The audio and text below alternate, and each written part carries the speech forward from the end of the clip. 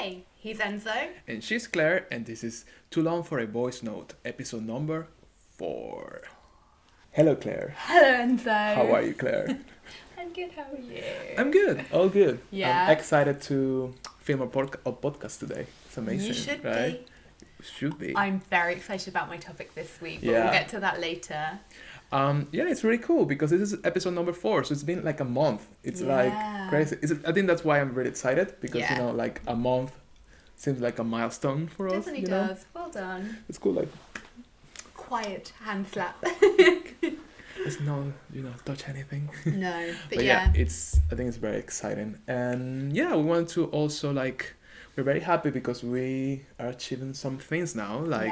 We don't have only 2 subscribers. We have 24. Amazing. Look at that. I know. We need to put some confetti here, Yeah. claps. So But that's yeah, exciting. It's good. And yeah, really thank you to everybody who's watched and given us feedback. And you're telling us that there's been a big improvement between the episodes, so we're really glad about that. Yeah, it's amazing. So yeah. Yeah, it's exciting. We are also on Instagram.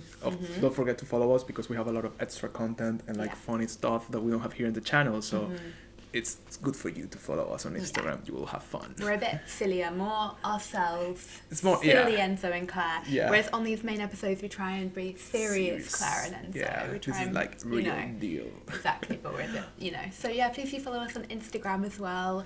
And we're loving making it. It's so fun, and we hope that we're bringing some value and also bringing some laughs as well. Yeah, that's what we hope, and that's cool that we're still here after it looks like sort of just a dramatic thing. We're still here. I'm so grateful we're still here. Like the actors when they have a 20 years career and they won an Oscar, they're like, I'm happy I'm still here doing what I love. But yeah, it's cool.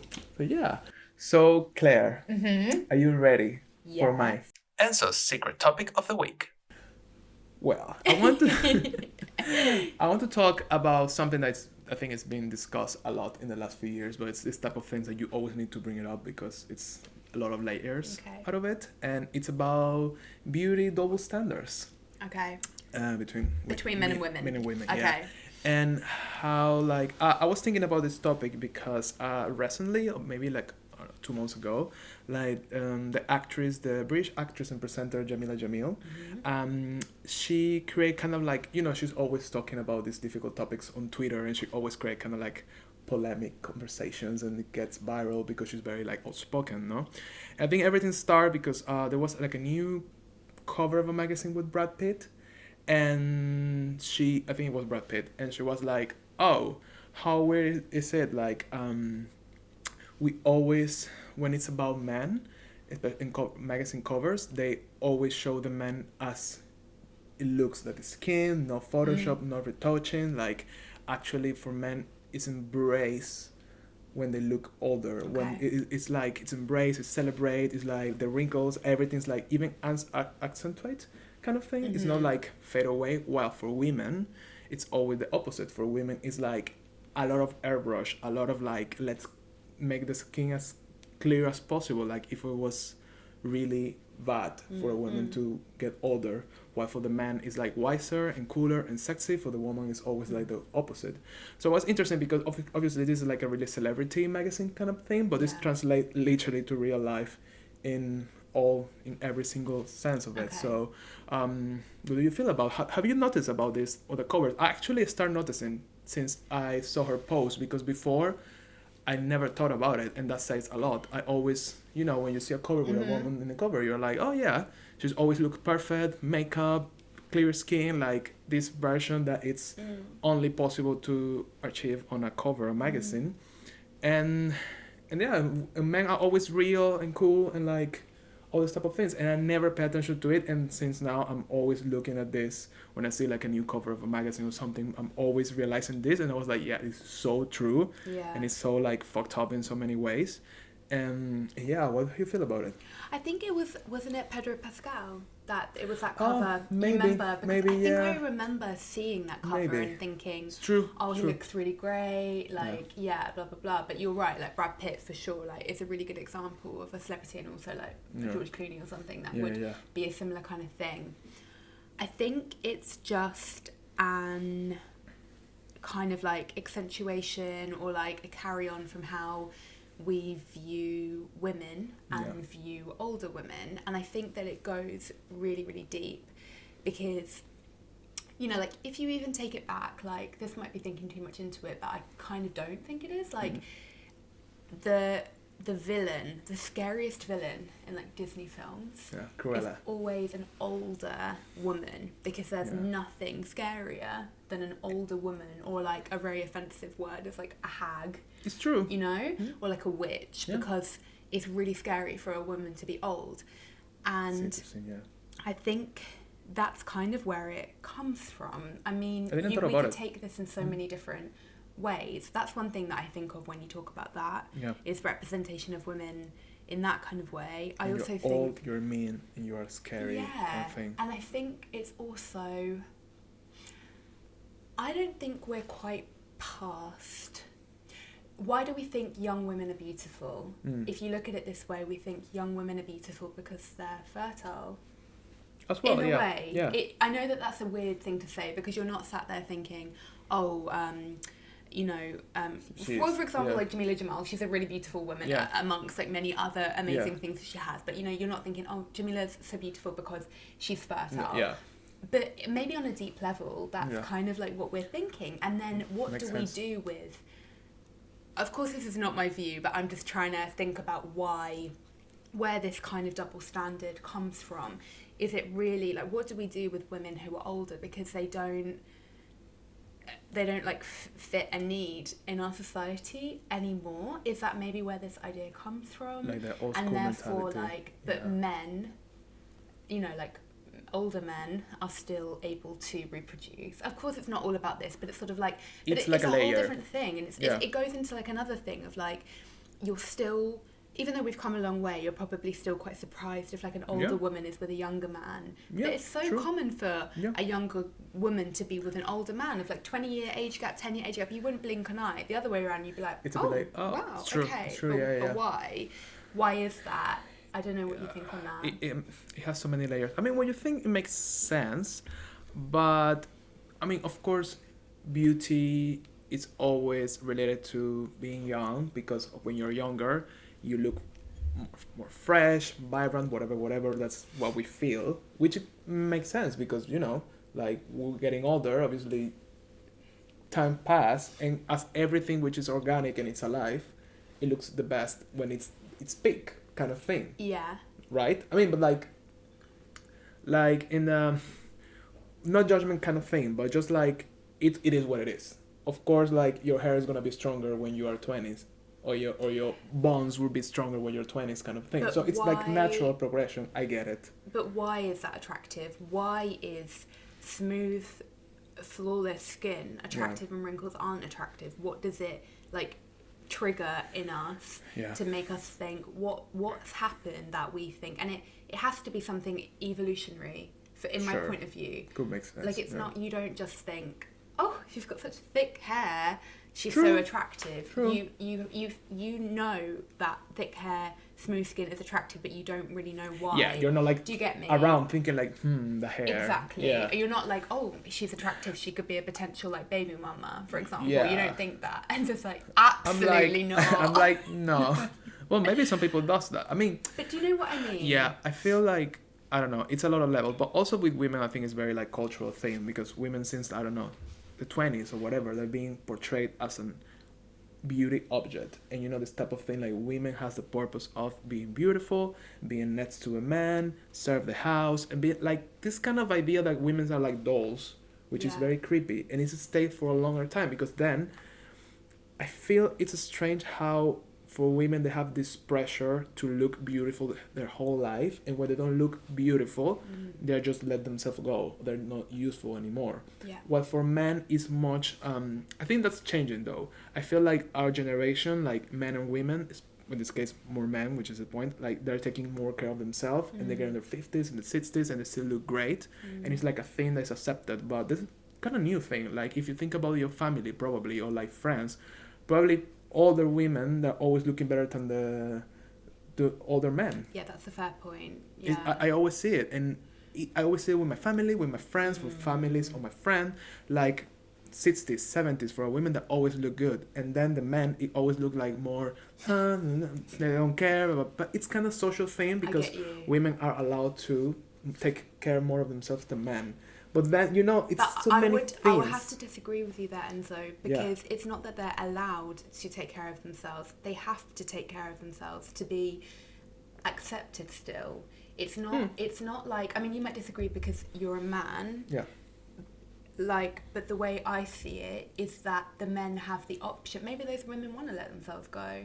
Yeah, true. Maybe they don't want to. Of course, like a lot of women, like probably our moms, like making an effort kind of thing. But maybe they feel that they can't like afford to let themselves go, whereas the man can afford to like get a belly. That's a very unfair stereotype. But do you know what I mean? I know it. What you say, it's true. But also, I feel because toxic masculinity, I think we're getting into another thing here. But the thing is, I think now this is changing, but at least from my vision of it, I feel like if a man is taking too much care of himself, they're like gay, which is supposed to be something bad. Or they're not like, or it's too much vanity for a man. And when you're growing up, you heard this type of things, like a man shouldn't take care of them. Or this kind of joke like, oh, she's a woman, she will take 2 hours to get ready, but I'm a man, will take only 10 minutes kind of thing. All these little ideas that a man shouldn't take care of himself that much because that's women's job to do. And I think that's getting, during the time, more and more and more. And it got like deeper and deeper to the point of where we are now, which has been for a long time. Like women, they need to, if a woman doesn't take enough time taking care of herself, she's like, oh, you will like kind of judge her. Like, oh no, she just get ready in 5 minutes. She doesn't even comb her hair. So, oh no, that's not okay. Why she doesn't take care of herself? Why she doesn't put makeup? What is this? So I think there's a lot of ideas there. Like, I feel it's, it's unfair at one point because I don't know. I think some women probably they don't want to use makeup or comb their hair or whatever, but they feel forced to because even if you go to a store and you see the magazine, you will see this perfect woman. So it's like a lot of pressure on that, which also, it's a model. And if it's a magazine, it's a different than real life because you need to understand also there's a representation of something. But that representation also have some like thing on you that make you feel that you should be like that. You know what I mean? But for a man, if I'm I'm sorry to interrupt you, but if I'm like a man and I'm going to the store and I see Brad Pitt, which is, I think men and women, everybody agrees that Brad Pitt looks amazing, and like men, they hope to look like him when he's in their 50s. And I go to the store and he has a recent cover that I think, that's why I was thinking it was Brad Pitt because Jamila also commented on that. And he's looking really good in the cover and he's like 56, but he's wrinkles, everything, whatever, gray hair, like very natural portrait. But you see that and you're like, oh, I want to look like Brad Pitt when I'm 56, but that's a natural picture of him. That's not Botox, that's not retouching, that's anything. But for a woman, I'm not sure, like, my mom will go to, like, I would say my mom, just a random example, go to the store and will look to a magazine and she will see, I don't know, like, a female actress full of wrinkles and, like, things on her face, which is natural, and see, like, oh, I want to look like her in my 7th. You know what I mean? Because that's the thing, and I think this is what we've kind of been talking around, trying to get to the, like, the center of your question. Is that there are just such unfair beauty standards and such unfair demands on women in so many different aspects. Like, and this is the problem. Yeah. And like, why shouldn't your mum, for example, like want to aspire to somebody her own age who has like natural skin aging, and but she would maybe aspire to somebody who is like, it's not a fair representation. Because it's somebody who has been like airbrush, Botox, yada yada yada, you don't know. And that's the problem that we have. And I think that this comes in so many different ways of life, like unfair, like, for example, like women are punished more for cheating. It's really not acceptable, but common for men to cheat. But for a woman, it's, it's like a horror show. It's like a horror show, It's like men can like gain weight, you expect it, you know that classic thing of like, Expect he's got them. a beer belly, he's cute. Because he's happy. How, number one, offensive to the man? Yeah, he's happy, or he's letting himself go a bit, but it's okay. Yeah. He still has value, and this is the exact problem. Yeah, a man's value is not tied to his appearance, but a woman's value is tied to her appearance. True. And that is exactly why magazines are not bold enough. They can put Pedro Pascal, Brad Pitt on the cover of a magazine completely unairbrushed, looking great, but they will never do that with like Nicole Kidman, Angelina, or something like that, because her value, and this is so not okay. And a woman is, we saw this recently with Billie Eilish, you know, absolutely horrible, crucified for gaining weight. She'd gained weight, right? Yeah. And it's just like, she's a teenage girl. She's 17 or something. It's so, and would that be the case with like Justin Bieber? Probably. People might comment on it, but they would. It's bad from both sides as well. And you're right to bring up toxic masculinity, because I think that, I don't know, like maybe men, it's more of like a funny or a cute thing when they gain weight. Like it's true. What's that phrase, like dad bod? It's so offensive. But a woman, it's cute. no. It's a good thing now. Like, I like a guy with a dad bod. A little like tummy or something. Yeah. But hell would freeze over if that's like a female actress with that. Yeah. And this is what we need to get away from. A woman's worth is not tied to her ability to reproduce, or how young she looks, or how she looks in general. Because a man's worth isn't. So if we want equality, it needs to be the same for a woman. So, and what I think is really cool with Jamila Jamil is she has this thing where she asks people to, or magazine cover, to not airbrush herself. So I think for a year ago or something, she just signed like a paper or something that please not airbrush my pictures. And it can, if they do, the magazines or whatever, the publication, they will go legal. And I think it's a really good standpoint, because you say like, for me, it's not okay. I don't want to be portrayed as something I don't look like. I want people to look at my pictures and see me walking down the street and be like, oh, this is the same person, cool, because it's her personal choice. And I think it's really cool, because that creates a bit of changes, because I feel like if you see this picture of her in a cover looking so natural, you're like, you know, that starts to getting into your brain with time. At the same time, it got into our brains that women has to look in a certain way, the same way this works. Like, the more you see it, the more you get used to it, and the more you're like, it makes sense, right? And I find it really interesting. And at the end, her whole thing is talking about like all them women, because obviously they airbrush everybody. But the thing is, since you are 50 and more, they don't just touch men anywhere more, but women are super airbrushes. And she did like a lot of examples of it. Like, she showed pictures of like Julianne Moore, like Angelina Jolie, all these pictures. She was like, can you believe this? Like, they're literally, they look, first, this airbrushing, sometimes they look like not real skin ever. It looks like plastic kind of vibe. Which also I understand, like, from a photography point of view, because I found myself a few times, like, in this position of, like, where do I stand with this? Because I understand if it's something like makeup or fashion, they remove a lot of things to make it look, to don't distract. Maybe just to say as well, for those who don't know, Enzo is a photographer. So if you're like, why is this guy getting so in, or who is he? He is a photographer. So this is why it's true. So, but it's funny because they say they don't want anything that distracts the picture of the art of it. But why, like, your wrinkles are a distraction? I understand, which is true. If it's a makeup picture, if the skin looks like a canvas, it looks better. In the picture, it looks, because you can focus on the makeup. But at the same time, this creating like an idea of people look like this. You know, if we want something so clear, why we don't put makeup on a mannequin? You know, but the thing is, they're different types of pictures. And I think maybe, I didn't see the Jamila Jamal post, but this is the problem, because I get it. When you're doing a beauty shot and you are advertising an eyeshadow, for example, you want the skin to be extremely clear because you're selling the eyeshadow. You want it to pop. You don't want somebody to be like, not a wrinkle, but say acne. There's nothing wrong with it, but you're drawing, the attention is going to be drawn away from the eyeshadow which you're selling. I understand.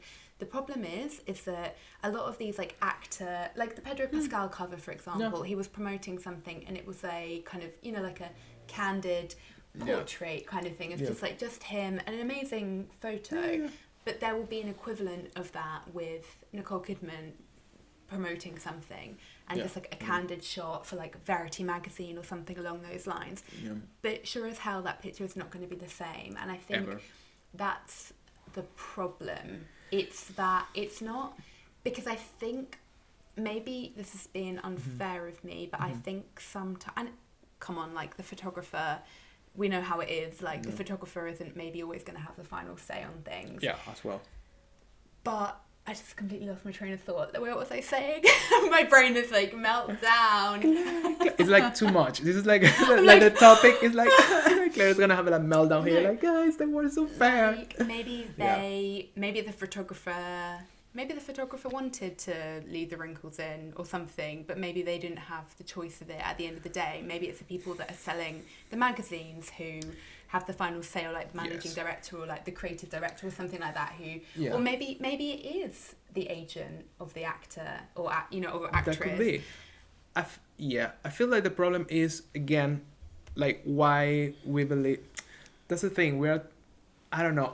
I'm still mixed with this because I'm not sure where to stand yet. I'm always trying to figure out myself, like, I like to edit a lot, I don't like edit a lot, what I should edit out. The thing is, like, we are thinking like all these things are distractions, but the truth is, like, humans, they have that. I mean, you have wrinkles and you have things. Okay, like if it's acne, it could be complicated because you have a shadow, of course you don't want, like, because it can be distracting, but the rest, your natural self shouldn't be distracting. And I think we feel it's distracting because we're used to see it like in a perfect way, which also when it's photography, you say it's a form of art and it's a specific situation. I understand it's good to push it and maybe go like in this like edited way because it looks different, because it's an artistic approach, or blah blah blah blah. But the thing is, beauty influences lives and like perceptions of beauty like in such a strong way. Yeah. And that's the problem. We're not just talking about a picture that it's an artistic picture, an artistic photography magazine or whatever. We're talking about advertising that it's being displayed around the world, and people sees this and this get into your brain.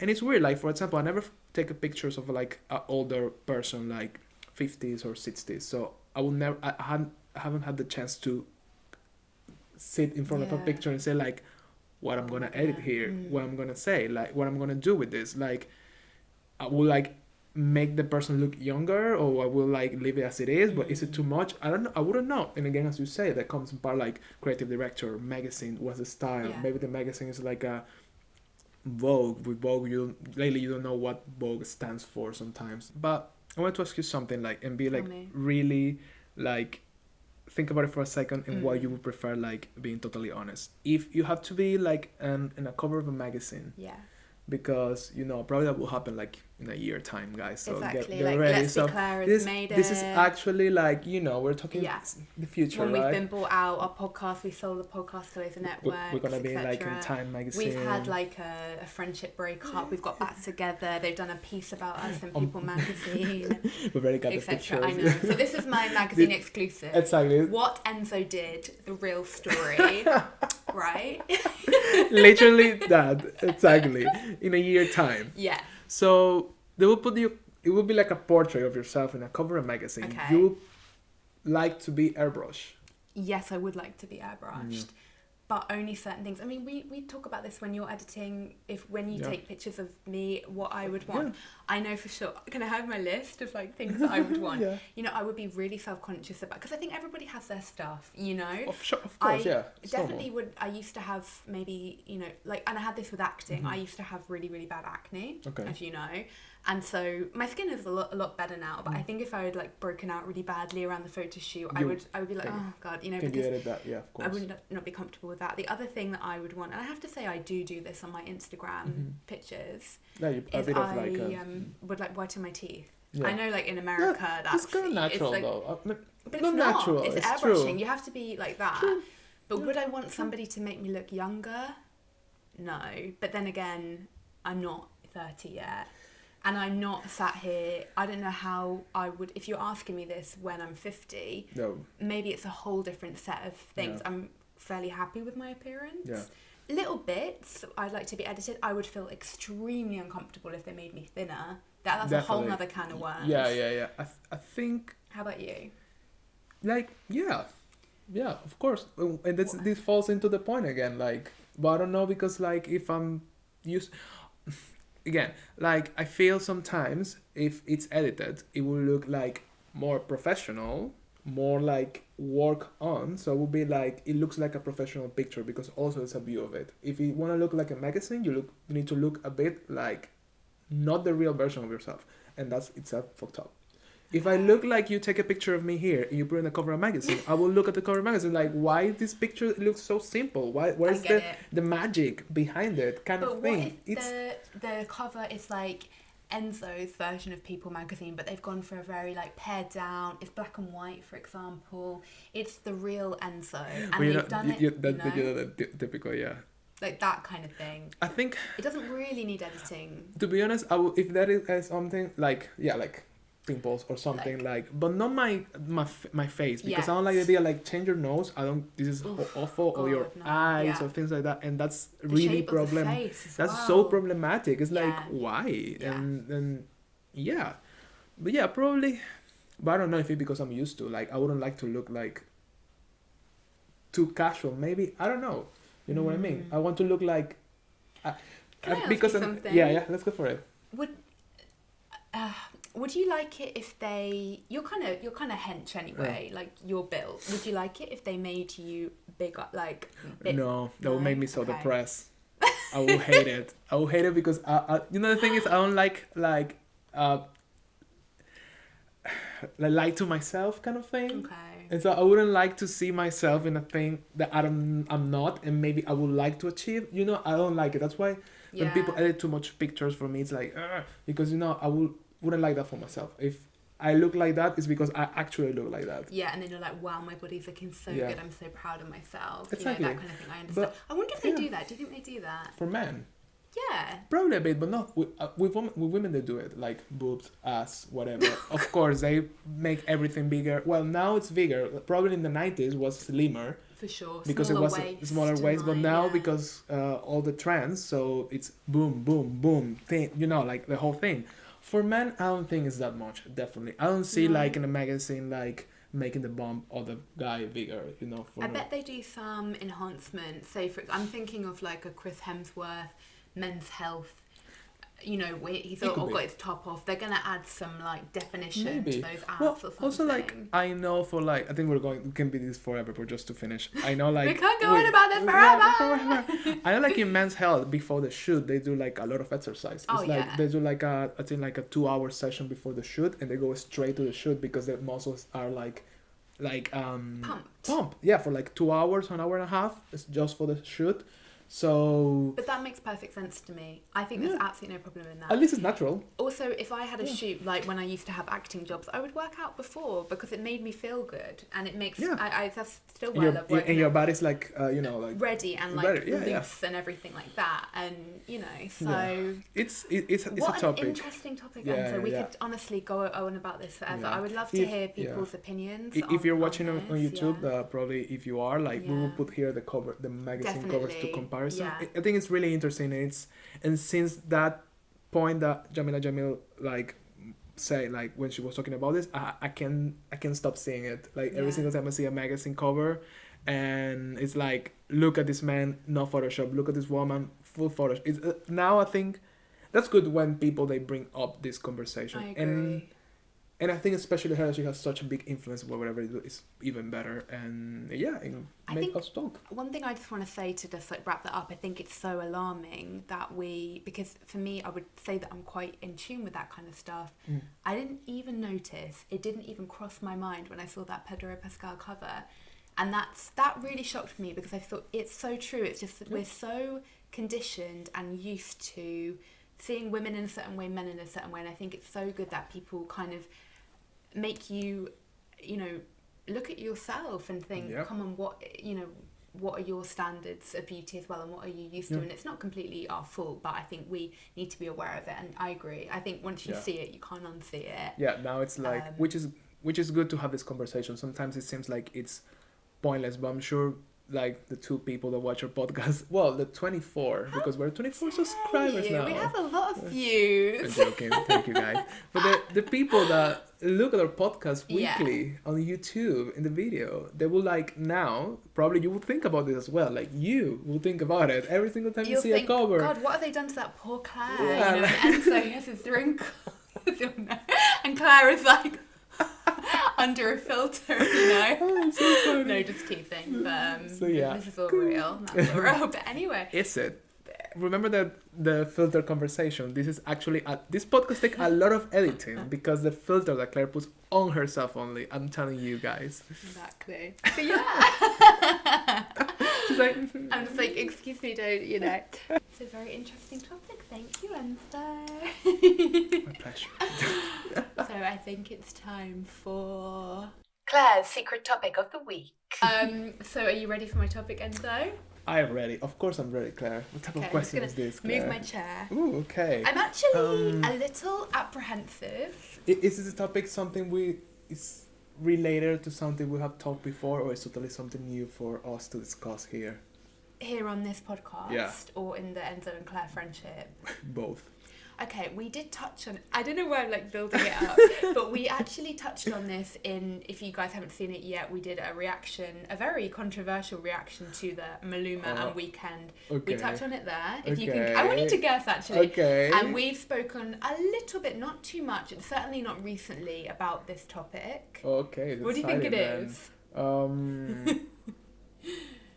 Something maybe along the lines of like sexuality or like something about because we thought gays. Dun dun dun dun. Homosexuals. Actually no. Okay. But that's super interesting. Yeah, I thought we were going that way because in the Maluma video we were like talking about that kind of thing. Yeah, definitely watch it. I'll leave it in the cards. But no, it's actually about cultural appropriation. Oof, what a topic. Oof. You're literally like, oof, okay, it's reaction. Okay, I think, well, let me explain where it comes from or why I wanted to talk about this, and I would just love to hear your opinion. Explain yourself, Claire. I will. Okay, so, well, it made me, yesterday I saw an article that was talking about, it was actually not related to cultural appropriation. First of all, I thought it was, but it wasn't. It was to do with how like fashion designers in Australia are using like indigenous fashion techniques more, and it's actually sustainable and super interesting. But it made me think about a video that I had seen in Japan. There's this subculture of people, men and women, who emulate the Chicano or Chicana lifestyle. Okay. So for people that don't, do you actually know what Chicano or Chicana is? I'll just say Chicano just for the like purposes, just otherwise it's going to be a lot if I'm saying both. Okay. Yeah. But I know female Spanish is A, male O. I'm like, just like, please have some respect. I'll just say Chicano for the purposes of this podcast. I think it's a hard thing to talk about, and I want to just acknowledge that whatever I say, I know that I am a white middle-class woman. I am aware of my privilege, so of course I would like to think I'm a respectful person, but I know where I'm coming from. I know that I'm able to say these things with a certain amount of privilege, so I just want to say that at the top as well. Yeah, it's true. So, like, it's just, you know, please don't cancel me. Don't cancel me in this. And it's like, please get to the point, woman. Right. So there's a subculture in Japan. These people emulate the Chicano lifestyle. Chicano means an American citizen who was born in America, but they have Mexican descent. Okay. So their parents were born in Mexico, or their grandparents were born in Mexico, but they're born and bred in the US. Yeah. But they want to acknowledge their Mexican roots. So it's very specific. It's not like Latinos in America. It's like Mexican American. And of course, not all Mexican Americans are gonna identify as a Chicano. Yeah. But it's super interesting. Yeah. Because, and it's in a part of LA as well, where there's like a big Mexican American community. So cross over to Japan, there's this group, and these people like take it really, really seriously, and they've got the lowrider cars, you know, like the cars that like bounce. They're like, they interview these girls who are, you know, doing makeup. Like, it's kind of like a very 90s kind of look, just for, you know, we for the YouTube watchers, we'll insert a picture, but for our audio listeners, it just to describe, it's kind of like dark lit, maybe like bandanas, very like baggy street kind of clothes. And with the cars as well, that's a big part of it. And they really, really take this, they're living that lifestyle in Japan. They interview a singer who is like a Chicano singer. She's Japanese, but she actually like raps in Spanish and English and Japanese as well. And I saw a couple of videos about it. I want to share my opinion, but I want to hear Enzo's first. But yeah, that's basically it. And I just thought it was so interesting. And I think the question that the video was posing, like, is this cultural appropriation, or is it a bad or a good thing? Or what is it around this? And I just think it's a very interesting topic, and there's a lot of different layers to it, but we'll talk about it more. But from that, what do you think? So really interesting, difficult topic. Cultural appropriation is such a difficult thing. I feel like I'm still learning out of it a lot.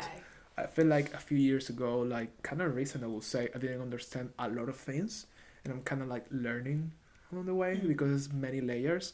And I feel, going back to your example of Japan, I think Japan it's like a different animal, because it's like a subculture of that as well, which is like, they do this a lot of, like, I know they have like thematic places or restaurants where people just want to, where Japanese just want to be like American, like cleaners, things like that. I saw this in a show. It's not even like a sexual thing at all. It's just like, there was this place like in a restaurant, they were all dressed as cleaners, and there was like a fantasy, and you would eat to this place, and they really love their job. This is like something I feel like similar to your example.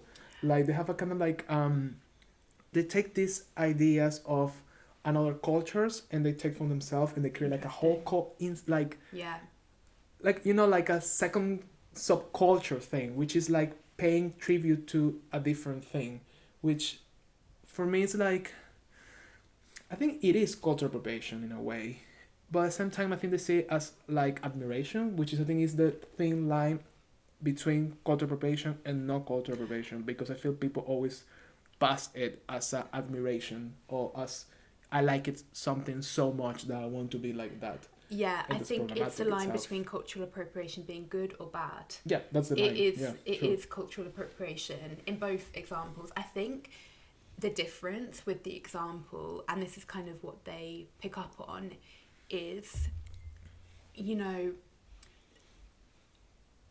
like, so the Chicano, it was actually a movement. I didn't know that. It was a movement in the 70s when Mexican Americans were being oppressed. Okay. And so it has its roots in politics and rebellion.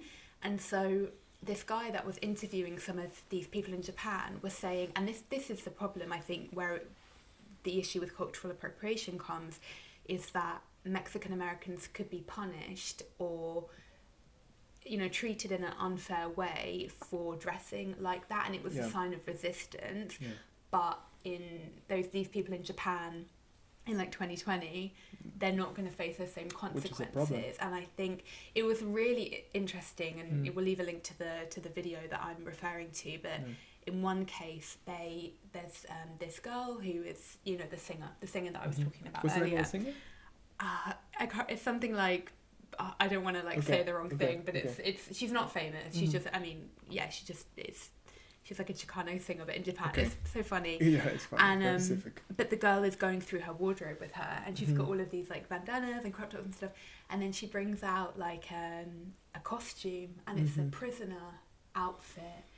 And she's like, wow, okay. And the girl says, you know, I have a lot of Mexican American friends who would find this like deeply offensive. Of course. And it's like the worst stereotype of a Mexican. Yeah. And, you know, she kind of responds to it really well and says, you know, I'm obviously not going to always get it right. But I think are these things kind of reinforcing it? Or where is it fair to kind of adopt somebody's culture? And this is kind of the question. Yeah. I think, again, I don't. The thing I don't know how to stand with the Japan thing because they do this a lot, and I quite don't understand it. I think it's a fascination with other cultures that are not Asian. Yeah. And they do this type of things a lot, that they embrace a character like this, or they want to live a life that's not their life because I don't know, maybe they don't appreciate being Asians. And I think it's going to very like other places. So yeah, or maybe I don't think it's about not appreciating their own culture or not wanting to be Asian. I think it might be to do with the fact that I get the impression that in Japan it's a very homogenous society, and especially for women, they have to be, maybe it's more acceptable for women to be kind of like all the worst stereotypes of Asian women, like submissive or cute and girly. And some people are just not going to be like that, not because of their culture, but just because that's not who they are. And so maybe that's why, I don't know, we'd have to ask somebody from Japan what they think, but maybe that's where it comes from, that kind of like, I don't really fit what the ideal version of like a Japanese person is. So I want to be so like else. I identify with this like Chicano subculture, and I think it was surprising to me because it was very intense. It wasn't like, oh, sometimes I'm gonna kind of dress in this way. It was like, no, this is their life. This is life.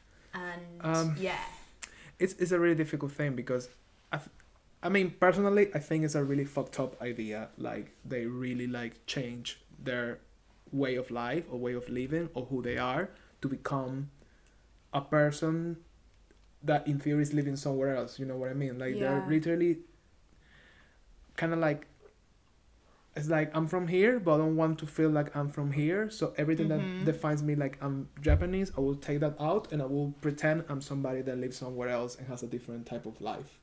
Because of the aesthetics or whatever. Because I don't know, like, why they choose, for example, this. It's like they think it's cool, they think it looks cool, they think historically it's interesting for them to feel like they lived through that. You know what I mean? Because I think normally cultural appropriation comes from it looks cool because we like how it looks.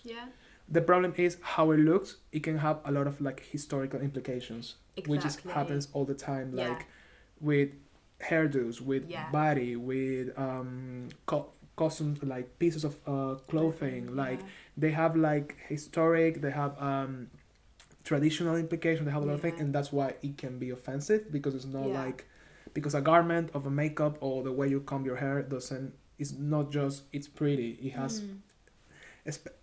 nowadays maybe it's different for like now in the future, but because also this is changing, but I feel like from the history side of it, it's always has an implication why it's like that. So I wonder like why they do it, why they choose to. It's just admiration, it's just because they think it looks cool, or it was kind of a mix of different things. I think it was, they liked the aesthetic of it. I think for the women it definitely felt like it's kind of, because the Chicano or Chicana thing is very like street, so it's very not kind of thing. Typical Japanese girl. It's like the opposite of like girly girl. Of course, You know, I hate that kind of thing, but you know, it's like not like that. It's not typically feminine. And they were kind of liking that, and they you know, some of the girls are really cool. They're like, I want to take care of myself. I want to be able to defend myself. It's not about fighting, but you know, I want to be strong. That kind of thing. So it was about that. A lot of them did, you know, they had done a lot of research and they knew a lot about the history. I found it interesting thinking about why don't they go and live in LA? Why are they not drawn to kind of, or is it that, do they like being a little bit different or outside, but in Japan? And of course, like, I'm not saying like they should just leave Japan if they so love this thing, they should, you know, do that. No, but if they, because it felt like they identified, they found truth. That was the impression that I got. They found a kinship with this people. That's the fun thing, because if they move to LA, they wouldn't be interesting anymore. They will be the fake ones. Because why you will go to, because they can play a character in Japan, which for them is not maybe playing because it's their life in theory. But if they go where this is actually happening, they will be like, they were mocking them. Which is the point of which, you're not like Mexican American. Why you're faking this? You are not us. And I think that's a problem of cultural appropriation, that it's difficult to understand sometimes, because I understand like admiration for something, for how it looks, of how it is or whatever. But the thing is, like, when it comes, you have a privilege to do these things because you're not suffering, or you're not part of the things, or you're not living the history that these people are or went through. Yeah. So yeah, it's I don't know sometimes where to stand with this type of things, because of course I don't like people when they say, oh, I don't believe in that full culture appropriation, we're one world, we should all share everything that whatever we like.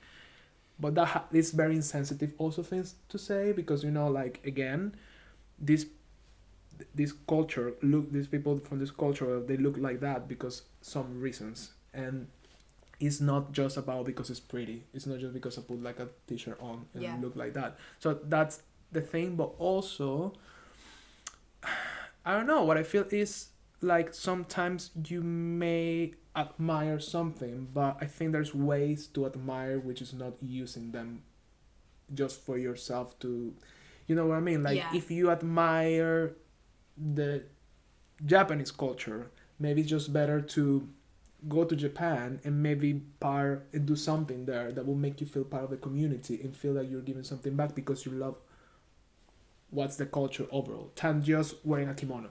You know what I mean? I get you, but then what if you can say like, but that's kind of sad though, why shouldn't you let somebody who feels so kind of connected to, I mean, in the video the girl kind of makes this point, I don't, and this is something I wanted to bring up with you, because she says, oh, I love it when I go to blah blah blah and I see that people have samurai swords on t-shirts, or what if I go to America and say, well, you eat sushi and you use chopsticks, is that a problem? I don't know what you think, but I don't think that's a fair example. The samurai thing maybe, but I don't think, because then like we're both of like Italian origin, should we both be offended that people are eating pasta? No, it's ridiculous. Of course not. But it's like, food is a different example. That is not cultural appropriation. I see where she's coming from. Yeah. But that's not really the same thing, because anyone can say that then. Because we live in London, like there's every single food ever you could want ever, of course. And it's kind of like a good thing. It kind of like teaches you more about, because you might think, oh, like I haven't had that food before, let me look up about that country. Maybe it is offensive to see somebody wearing like a samurai sword thing on a t-shirt, because that's... I think because food is different, because probably doesn't have historical implication as much as other things. I don't know, cultural appropriation for me it's difficult. Sometimes I have like as back to what you were saying before, like I have like mixed views about it, because sometimes it's true, like maybe you admire something and I don't know if it's something like really like it's part of like idea of we need to consume and we need to have and we need to have for us to feel that we're part of it, that we need to like, I love, I don't know, example again, Japanese culture, and I love kimonos. I love kimonos, whatever. I think they're amazing and they look beautiful. And for me to appreciate it, I feel like I need to have it. Okay. You don't think that's part of our culture of buying, taking, or maybe it's a natural human thing that we need to have it to think that we're part of it. You know what I mean? It's weird because I don't know why to appreciate something we have the need to physically have it all the way to feel like, oh, I can appreciate something without having it, I can appreciate something else without like actually buying a thing that will offend somebody. But at the same time, I would like to buy something like that maybe if I feel it, but why? It's... I get you. Why can't they just kind of admire it kind of from a distance, like that kind of thing? Which would be, exactly, will be less harmful, I guess, because you're just admiring without taking it as yours and but at the same time, this goes many ways. But if we go for garments and it goes back to fashion is also a way. It's a way of like experimenting and putting things together and recreate things. And there's a thin line where it's good and where it's bad, because it's a form of art at the same time. I think it would be a problem if, for example, like somebody was kind of taking some things from like black culture, for example, but then also being like hideously racist or something, or like that kind of thing, or like to keep with the Japanese example, they do you know what I mean? Like they took certain things, but then they didn't realize that they also had like a whole judgment around that. And I think that's where it's an issue, and I think that probably is true for in a lot of cases. I think it's also, I think that in this example, how I ended up feeling was, it really, for these people that are emulating the Chicano lifestyle, because it's a whole nother layer. It's not like wearing a kimono occasionally, or like, you know, life. It's like you literally their life. And I think it was interesting that you touched on like, why don't they feel kind of like comfortable in like Japanese society? Not to say that you have to like, you're Japanese, you have to like stick in that kind of thing, but I think that's kind of an interesting part of it, that this is happening in Japan. It's not, it's a bit different, and there's like a whole different thing about Japanese culture.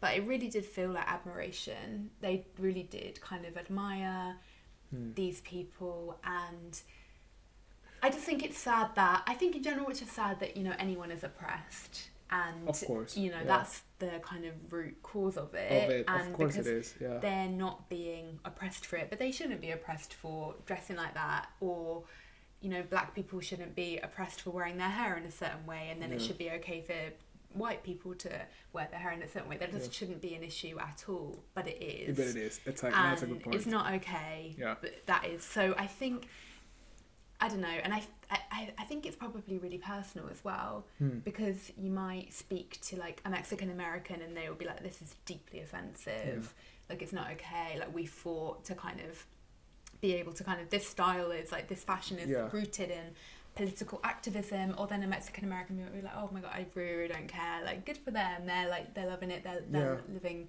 they're admiring our culture. It's true, it could be personal as well. And I think maybe that's the case with other examples that we have mentioned as well. And I think it will be interesting to keep talking about this topic in different, because I think it has different implications, depends on the direction you take it. Like, it depends on how it transforms, like, because it's cultural appropriation, like in fashion, music, culture, so it's many ways, and I think it has different levels of wrong or bad type of thing. And I think at the end of the day, I feel if somebody is feeling offended by something, it means something. You know what I mean? Because sometimes people are like, oh yeah, but everybody can get offended, oh blah blah blah. But if actually you're doing something that, even if it's two people feeling offended, it's something that you should look into, because maybe you're not understanding why, you don't know their story. And like, for example, we have a lot of privilege that a lot of people don't have. Some other people that have privilege that we don't have. And so that's why you need to be sensitive enough to stop for a second and listen and be like, that's fair enough. And if that's enough, if you felt offended, it's because something, like, why you can just ignore it. And I think that's something that, for example, I try to do, like, because for me it's this topic, it's I've been like kind of changing my mind during time and trying to understand it better, because sometimes it falls into like admiration or like being offensive or not, and it has many layers. So I think at the end it's just stop and listen and see what, I agree, especially the person who's in the position say. I think so. And I think also, you know, like if you want to kind of emulate a different culture, it kind of, you know, for example, like if I decided I wanted to kind of like wear my hair in like dreadlocks, for example, like I would not be comfortable doing that, because I already feel that that's kind of offensive and like stealing a culture. But I think I would have a conversation with a black friend and say, you're obviously not going to represent all of like the black community, but can we have a discussion about how that would feel as me as a white woman having dreadlocks, for example. I think that would be a good place to come from it, to kind of understand somebody else's experience. Like you're never gonna know it, you know. As always, leave us a comment and tell us kind of how you feel about this very heavy topic. If you have any experience about this, will be interesting to listen to. Definitely, especially if you're in, you know, you're from a different community to us, or you know, from a different background. I think we would definitely love to hear your point of view, your experience, because we're always looking to grow ourselves, and hopefully we'll encourage you to have conversations. It would be cool if somebody from Japan that it's part of, or was part, or knows somebody from like a community or like subculture like this, like to comment something here, because it will be super cool. It will be like really because it's good to know every single point of view. I at think the end. so. Like, it's so tricky, isn't it? It's really tricky. I know we could keep on talking about this, but I think we need to. It's need to wrap it up, because we don't want to give you too much of ourselves, guys. We have to like little pieces, bits and pieces. Yeah. So you always come back to us. Exactly. Like it's been a really cool episode. I it's love been these like. topics. We're very excited for the next episode. I won't reveal anything about the next episode, but it's a really special one. It's going to be a bit different than this one. Yeah, a little bit more relaxed, let's say. Yeah, and it's cool because it's like we have just 4 episodes like full, and now the number 5, the 5th one, is like a bit different. It's kind of like a good thing. You need to go back. Yeah, next tune in week. for episode 5. Yeah, because it's going to be a cool one. So yeah, guys. Thank you so much to watching and listen to us again. And don't forget to like, comment, keep us up on the algorithm, and also subscribe. Like a fake laugh. Cute laugh track. Guys, see you next week. Thank you so much. Thank you so much for watching. Bye. Bye everyone.